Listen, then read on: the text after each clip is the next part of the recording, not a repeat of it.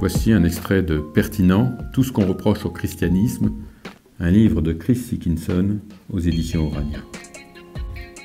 Dans le terme apologétique, on trouve la notion d'apologie. L'apologie est un discours qui vise à justifier une doctrine, à répondre aux attaques dont elle est l'objet. C'est une défense, mais une défense sans impertinence.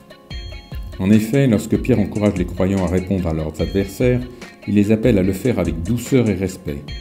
Soyez toujours prêts à défendre l'espérance qui est en vous devant tous ceux qui vous en demandent raison, mais faites-le avec douceur et respect. 1 Pierre 3,15. Les chrétiens ne sont pas appelés à gagner des débats, mais à gagner des cœurs. Et pour y parvenir, ils doivent notamment faire preuve de grâce et de courtoisie, lorsqu'ils défendent leur foi face à ceux qui les critiquent. Durant un certain nombre d'années, j'ai eu le privilège de rédiger chaque mois un article pour une rubrique du journal Evangelicals Now. J'ai eu dans ce cadre l'occasion de débattre de sujets d'actualité ou de questions plus générales en lien avec la foi. Le présent ouvrage rassemble un certain nombre de ces articles.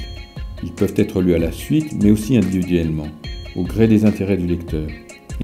Il s'agit de réponses ponctuelles ou de réflexions sur des aspects de la doctrine chrétienne. J'espère que vous y trouverez un juste équilibre entre assurance et respect. Dans la pratique, cet équilibre peut être difficile à maintenir, car la frontière entre la hardiesse et la causticité est parfois ténue.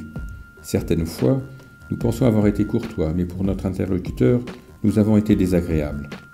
Dans ce domaine, le livre des Proverbes, véritable manuel pour la vie de tous les jours, peut nous être d'une grande aide. Nous devons faire preuve de sagesse et de discernement lorsque nous partageons notre foi avec des amis. Une question sincère, motivée par un véritable intérêt, mérite une autre réponse qu'une remarque sarcastique faite par un collègue amer. Le livre des Proverbes nous rappelle donc que, dans chaque cas, nous devons réfléchir pour réagir de la manière la plus appropriée possible.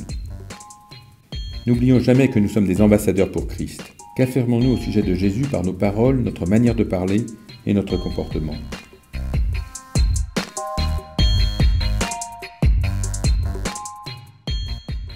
Cette vidéo vous a plu ? Pour découvrir des extraits de livres ou tout simplement pour voir d'autres vidéos, n'hésitez pas à vous abonner à notre chaîne YouTube.